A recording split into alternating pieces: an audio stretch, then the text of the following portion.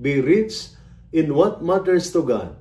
I am Father Dion, the Post-Catholic Chaplain of the Headquarters and Headquarters Support Group of the Philippine Army. And this is Salita ng Diyos, ang ating gabay. Today is Sunday, August 3, 2025, of the 18th Sunday in Ordinary Time. Have you ever felt like you are working so hard, but still wondering, para saan ba ito? Have you spent long hours on duty, worried about your family needs, chasing goals, but your heart still feels empty? Let us try to see what today's scriptural readings and the celebration of St. John Mary Vianney Sunday tell us.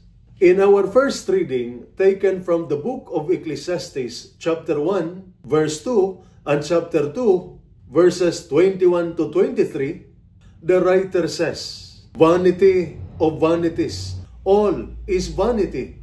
That is not about being negative. It is about waking up to what really lasts. You can build wealth, win medals, get promoted, but at the end of the day, if God is not at the center, it all fades.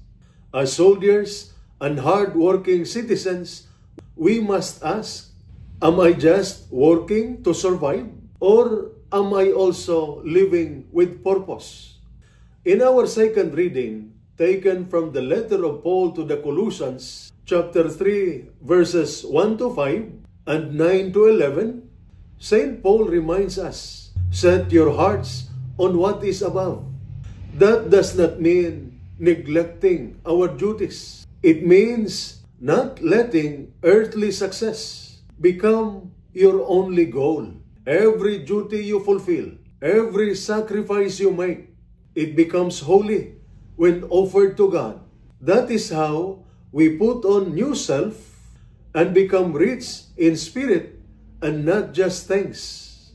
In the Gospel reading, taken from the Gospel of Luke, chapter 12, verses 13 to 21, Jesus tells of a man who stored treasures in bigger barns. But God said, "You fool, this night your life will be demanded of you." It is a reminder, what is the point of gaining everything but losing our soul? True wealth is not in the bank. It is in your heart.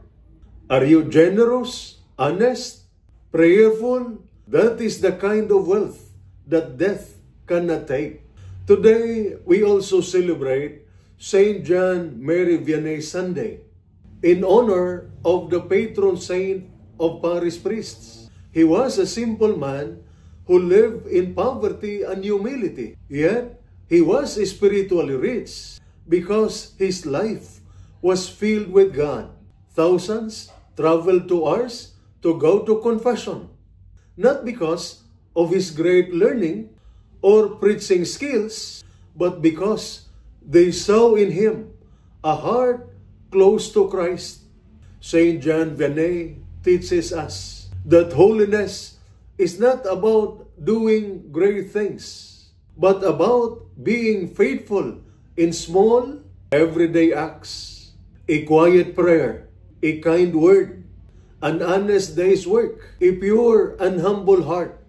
Like him, we too can live close to God, even in ordinary places, even with limited means, if we live with extraordinary faithfulness. And so, are you rich in things, but poor in peace? Are you working hard, but forgetting to pray?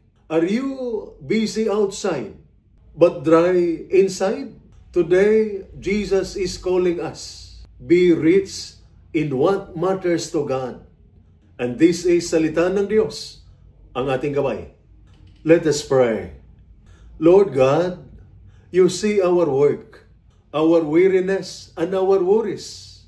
Help us not only to build careers, but to build character. Make us rich not in possessions, but in love, faith, and mercy. Through the intercession of St. John Mary Vianney, patron of priests. Bless our soldiers and their families with peace, purpose, and spiritual strength. Amen. And may the Almighty God bless you and your family, the Father, the Son, and the Holy Spirit. Amen.